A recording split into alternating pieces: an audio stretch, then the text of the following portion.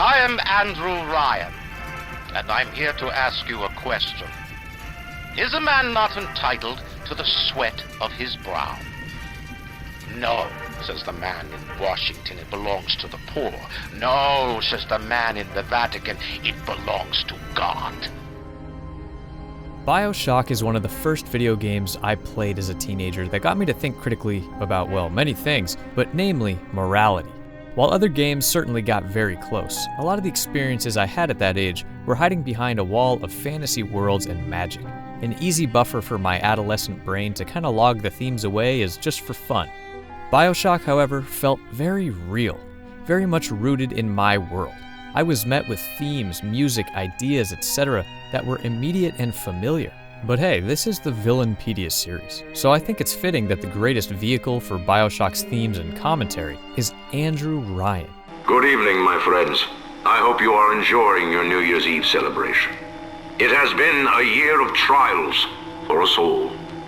Tonight, I wish to remind each of you that Rapture is your city.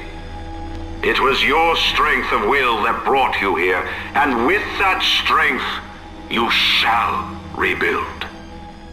And my good lord, there are spoilers ahead for this entire series, so if you haven't played BioShock, just get the hell out of here. Abort immediately and please, go play it. It is essential.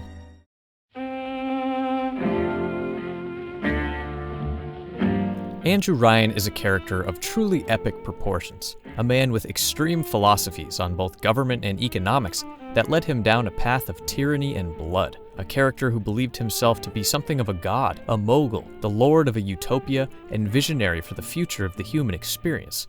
Also, he looks like Vincent Price, and that was intentional.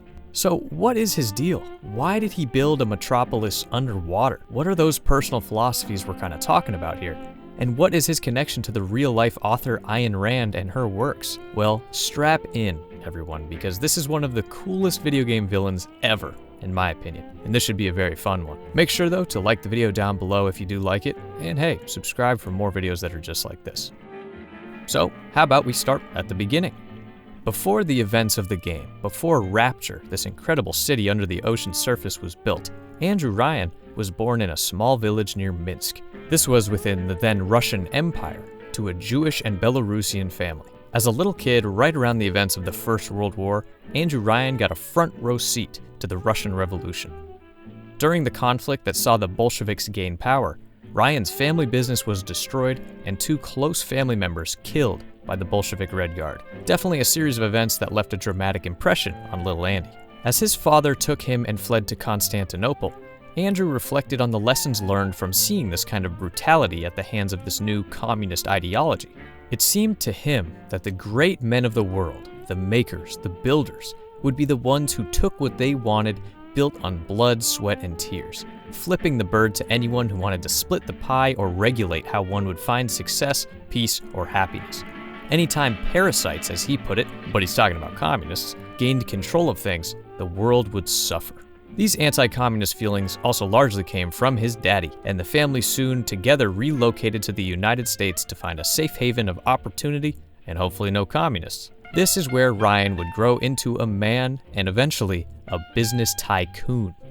Before he knew it, Andrew Ryan was becoming one of those great men he always imagined. He was lucky enough to strike it rich in the oil industry right under his very own property, and quickly rose to become one of the more wealthy men in the entire country. His wealth spread to various industries and disciplines, his power and influence growing alongside his bank account. I'm talking oil, coal, railroads, you name it. Andrew Ryan was the king of the early 20th century. But soon, the Great Depression would crush the US economy, and the early 1930s saw sweeping changes in the form of new statewide social programs to help those struggling and kind of build the system back up from the ground. This detested Ryan. From his experience as a child, he viewed this as President FDR spoon-feeding undeserving parasites. He called these programs the Bolshevik poison, and began to fall out of love with his new second home of the United States. One particularly dastardly deed from the dude came when a group tried to force Ryan into giving his private forest retreat back to the state, to be turned into like a national park for everyone to enjoy. Now again, to Ryan, anything that he had earned belonged rightfully and fully to him. So he pretty much said, "Fuck off!" The group responded that the land belongs to no single man, but to God, to the people. The government eventually listened to the demands of this group and attempted to nationalize Ryan's forest. So how did Ryan react? He burnt the entire thing to the ground. His uber-capitalist dream was beginning to crumble around him. Everything that he had worked so hard for was being diminished, taxed, shared, and taken from him. But the straw that finally broke the camel's back was the atomic bomb being dropped to end the Second World War. Andrew Ryan saw this act as the parasites using collective intelligence, science, and engineering to destroy all that they could not take for themselves. Mass death and sorrow as a mark of true failure. And this is a pretty damn good villain origin story so far, isn't it? I mean, the characters that are really compelling to me are the ones that could possibly convince you of their reality and kind of bring you on board. But it does help to be a psychotic egomaniac like Ryan, of course. So, the next logical step for any wealthy, powerful man disgusted with humanity and its systems was just to take all of his stuff and put it underwater, right? Well, not exactly. But Ryan did seek to escape the constraints of society, government, and religion. He desired a new community, a sheltered, fresh start that admitted only the best and the brightest, a capitalist dream that encouraged progress and competition above all else. The plan began slowly, establishing various companies as fronts for a secret operation. The operation to construct the city of Rapture at the floor of the Atlantic Ocean. These companies, for example, Warden Yarn, which is just an anagram of his name, were meant to amass resources and send secret crews down to the ocean floor to begin work. So why on the ocean floor? I mean, that's pretty damn dramatic. And why call it Rapture? Well, the ocean, he deemed, would be the most secure location for his utopia. With the proper materials and systems in place, it could be largely self-sufficient with room for expansion and, most of all, total privacy. This was no place a government body could lay their hands on. In this way, he could also have total control of who came and who went. A completely curated populace, so to speak. And then I think the name Rapture speaks for itself. This was meant to be a place free of all judgment, interference, or regulation. A city for the most talented artists, scientists, and businessmen to get as far as their own work could get them and achieve absolute joy, fulfillment, and bliss. I'm gonna hand it over to Mr. Ryan, because no one can say it like the man himself. Instead, I chose something different. I chose the impossible. I chose Rapture. A city where the artist would not fear the censor, where the scientist would not be bound by petty morality, where the great would not be constrained by the small. And with the sweat of your brow, Rapture can become your city as well. So I think Rapture itself is just incredible, a massive achievement in game design. So I'm gonna save a lot of my thoughts on the city for a Ghost's Compass video sometime in the future, because it really deserves the time. Construction officially began in 1945, so you can see it's really a direct reaction to Ryan's disgust with a post-World War II world. And it was completed fully by 1951, but inhabitants had already begun to arrive as soon as 46 and 47. Andrew Ryan watched over his growing utopia with the glimmer in his eye of a satisfied man. Everything was going perfectly. The best and the brightest really were showing up and following their ambitions without restriction. A competitive, free, and beautiful city was starting to thrive. What the hell? So what kind of villain is Andrew? I mean, if he just made a sweet as hell utopia, that's not much of a villain, right? I agree. So where did things start to kind of go south? Let's start with Brigid Tenenbaum. She is one of the more scientifically inclined to move in and start working in Rapture. Brigid had discovered something extremely curious on the sea floor. There was a worker whose crippled hands were apparently cured completely after being bit by a sea slug. Now, after much experimentation on this slug, she was able to say with confidence that the substance in these slugs could dramatically heal, alter, and even evolve human DNA. The stuff would eventually be given the name Adam, and it was the primary ingredient in Rapture's newest attraction, plasmids. The ability to splice one's DNA and essentially become superhuman, being able to teleport to work, light your cigarette with the snap of a finger. All of this just fell right in line for the vision that Ryan had for Rapture. This would not have been possible anywhere else on Earth, where ethics committees, medical panels, and public opinion would do nothing but slow and stifle this kind of incredible discovery. So, Seems like a good thing, right? We'll come back to that in a minute. So all the while, in the background, a man named Frank Fontaine was scheming, a con man, and a character more than deserving of his own Villainpedia, because here in Bioshock 1, it's kind of a split party between our two villains. Fontaine was a smuggler, a dude making a living bringing contraband into Rapture, but upon hearing about this new atom substance, he saw an opportunity. He hopped on board and established a business with Tenenbaum and a few others.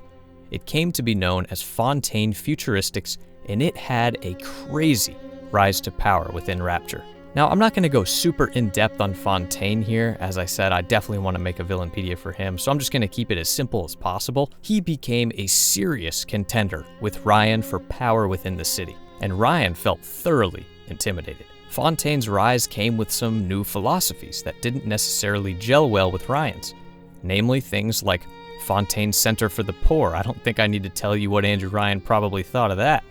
Also, by curating a society of highly ambitious, talented geniuses, Ryan had kind of created an extremely top-heavy situation. I mean, somebody still had to take out the trash, clean the toilets, maintain the systems that keep a city on the ocean floor dry, right? And Fontaine, being a professional con man, saw this as a weakness easily exploited. Mobilizing the lower-class workers in Rapture seems like it would have been about the easiest thing ever. And this kind of began to split Rapture into different philosophical camps. Add in that prominent psychologist Sophia Lamb began directly speaking out against Ryan and pushing a more collectivist agenda, and you can yet again start to see the walls crumbling around Andrew Ryan. It's almost like, hey dude, if everywhere you go people start to tell you you suck and you're wrong, take the hint, Andy, it's you. The power struggle with Fontaine is when we see Ryan turn from a grumpy business tycoon into a true villain. Now, Ryan knew who Fontaine was, a smuggler, so he attempted to squash all illegal undertones to the operation at all costs, creating an iron law declaring smuggling punishable by death. Now, imagine what that sounds like for the average painter, doctor, or poet that just moved to town. I mean, that's a serious tone shift right there. So it did not go over very well with those who came to Rapture with freedom in mind. Another detestable, horrible act came when Ryan inadvertently impregnated an exotic dancer named Jasmine Jolene. Now, when Fontaine caught wind of this rumor, he arranged to purchase the embryo of Ryan's unborn child, knowing that his genetic code had the power to control many parts of the city. But we're going to come back to this fetus purchase because it's very important. But when Ryan found out that she was A, pregnant, and B, sold the kid to Fontaine, he personally killed Jasmine Jolene. So this is obviously devolving into a story of two kind of classic villains going at it. These guys are both complete and utter scumbags, but very, very different from each other. Optics in Rapture were overall kept in Ryan's favor because of Frank having that reputation as a smuggler. So after a couple skirmishes, Ryan had his men close in on the operation, and Fontaine and his cronies were surrounded and killed, or so everyone thought. In reality, Fontaine had merely faked his own death and reinvented his persona as Atlas, an honest, low-class Irishman working in the pits of the city, a hard worker tired of being pushed around by those in the ivory tower, so to speak. This new persona for Fontaine in the aftermath of his own death was the perfect storm to send Rapture into a proper Civil War-style conflict, a seemingly classic tale of the working class rising up against their oppressors. But it's never quite that simple in this game, is it? Andrew Ryan also decided to nationalize Fontaine's company after his death, Fontaine Futuristics, a move that again betrayed much of what he once stood for and pushed many of his close allies away. Now it was time for some anarchy in Rapture. As you can imagine, this is Andrew Ryan's personal nightmare, so he launched headfirst into a bloody conflict with Atlas, and numerous citizens in his prized city were killed. There were 3 unsuccessful attempts on Ryan's life as he grew more maniacal and tyrannical, and Ryan was sure to hang the corpses of his would-be assassins right outside of his office as a warning. Dude was really starting to lose his mind. I mean, we're very far from just capitalism. But don't forget that all the while, the atom and the plasmids that became commonly consumed and used in the city were being developed at hyper speed in a genetic arms race between the two sides. Ryan really pushed for extremely experimental and cruel plasmids to be created, and again, began alienating more and more of his closest friends that had been with him from day one. On the scientific side of things, Adam and plasmids at this point were proving to be extremely dangerous, not the miracle drug they once seemed like. Not only were these things highly addictive, but long-term use was starting to rot the users' minds and bodies away, turning the harshest cases into gibbering madmen, pretty much crazy drug-addicted zombies with superhuman abilities. So that's another thing Rapture has going for it. Very cheery place, really. Please, move on down here with your family. You're gonna love it. But the climax of the Civil War came when Andrew Ryan truly and finally abandoned everything he once stood for. A plasmid researcher and fellow egomaniac working under Ryan, Yi Su Chong, suggested to Andrew a method of ending the conflict for good, and that was to change the formula of the commercially available plasmids that were being constantly used and consumed to make the people down here in Rapture susceptible to essentially brainwashing via pheromones. Andrew Ryan jumped at the opportunity. Now, in some ways, this is not unlike the atomic bomb dropping, an event that finally pushed him into isolation, Rapture, all that jazz. Because Andrew Ryan had lost control, and with no end in sight, took away the one thing he promised every citizen in Rapture: free will. It was now an absolute madhouse. Corpses, insane splicers, criminals, big daddies, little sisters. I mean, what a freak show. So, Andrew Ryan is holding up in his super secure office, and Atlas/Fontaine is attempting to take him down for good.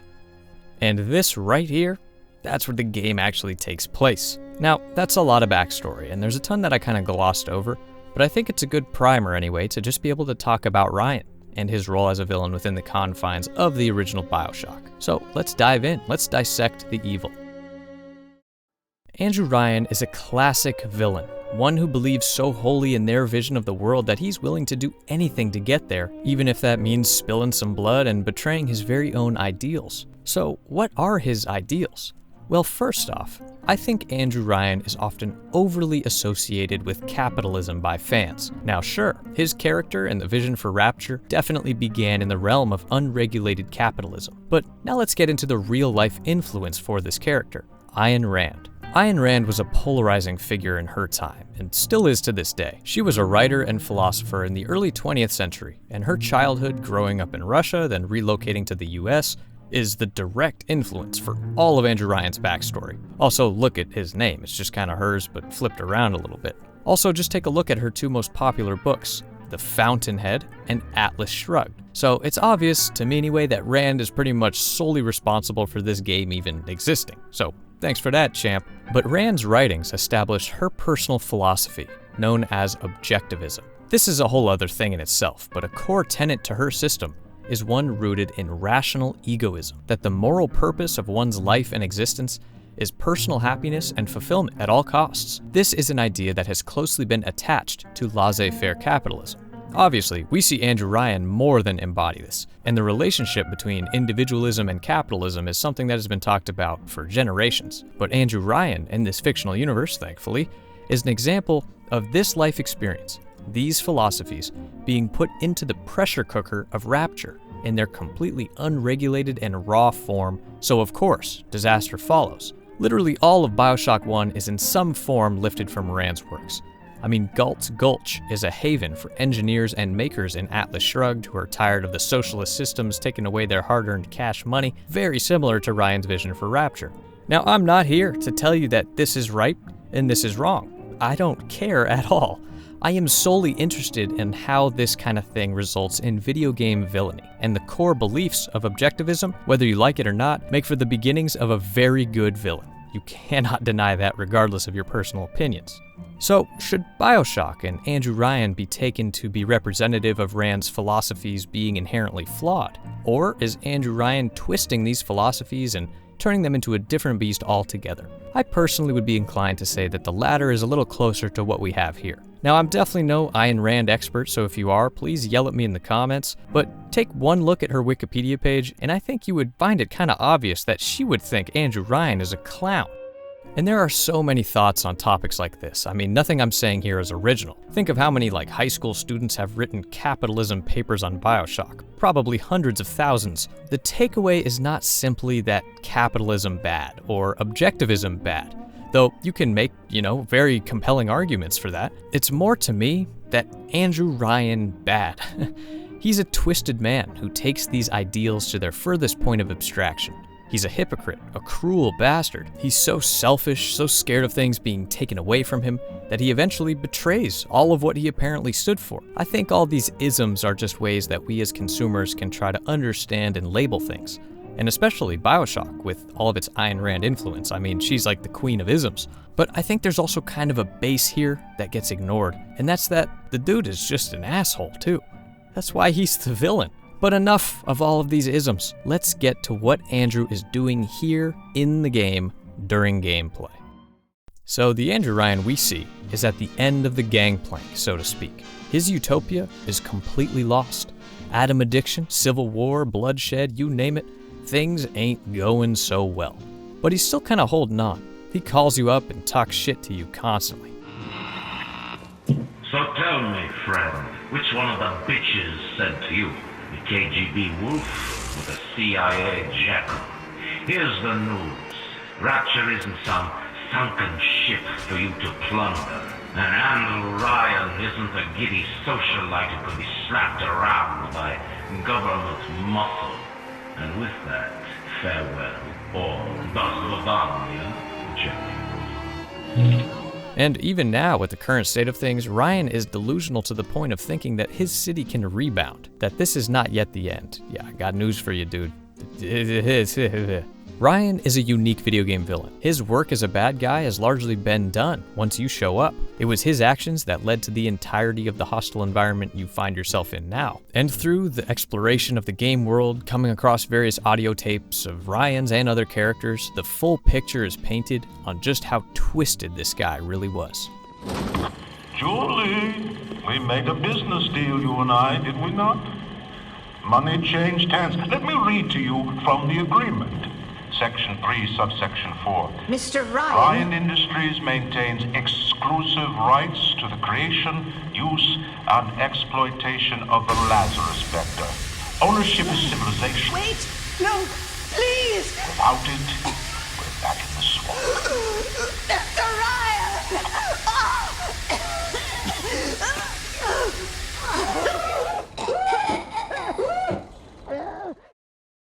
But the other voice that greets you when the game starts is far, far nicer. And that, of course, is Atlas. I don't know how you survived that plane crash, but I've never been one to question Providence. I'm Atlas, and I aim to keep you alive. Now keep on moving. We're gonna have to get you to higher ground. Atlas being Frank Fontaine reinventing himself after his own fake death. Yeah, that Atlas, he's still around. So hold up, who is your character? Well, long story short, you remember that business transaction involving an embryo? Congratulations. That's you.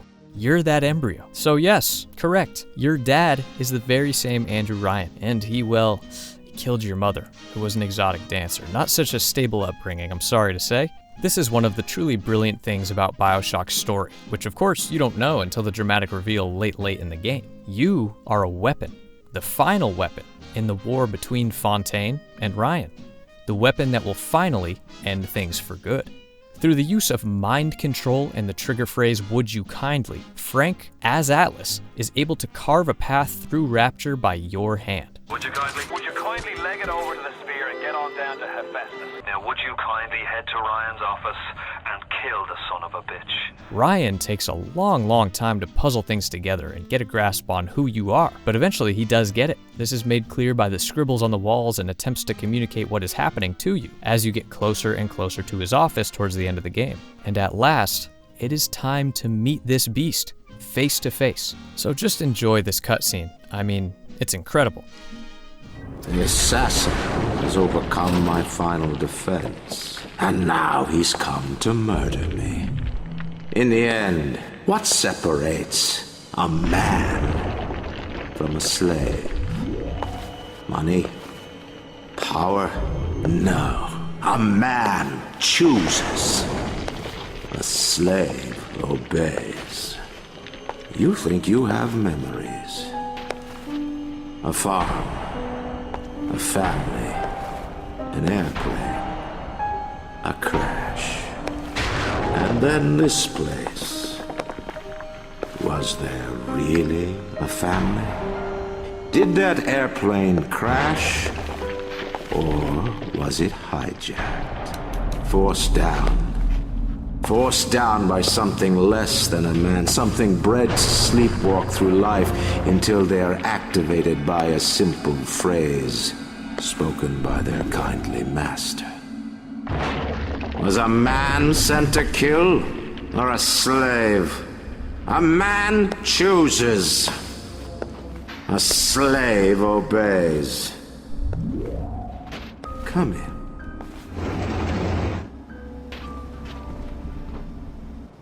Stop, would you kindly? Would you kindly? Powerful phrase. Familiar phrase. Would you kindly? Would you kindly get this? Would you kindly find that? Would you kindly find that? Would you kindly find? Would you kindly get this? Would you kindly head to Ryan's office and kill the son of a bitch? Sit, would you kindly? Stand, would you kindly? Run! Stop! Turn. A man chooses. A slave obeys.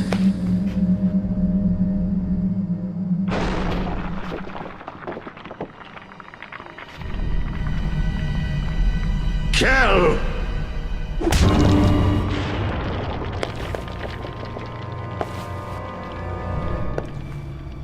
A man chooses!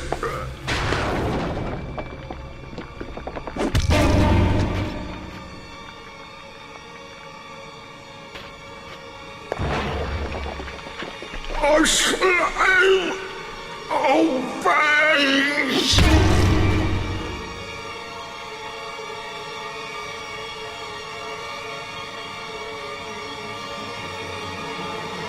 Obey!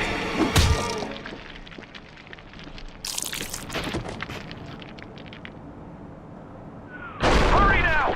Grab Ryan's genetic key! Now would you kindly put it in that goddamn machine?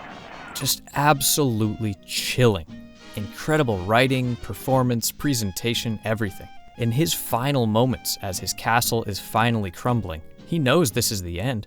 And even now, he has the patience, the confidence of a cobra. He wants you to know that you are nothing more than a slave. You can kill him, you can let Atlas win, but you are no man. You are programmed to do what you are told, while he lived as free a life as any man in the history of modern civilization. He was a slave to nobody. Even when he began to really lose his grip on reality and became a true villain, he was the master of his own destiny.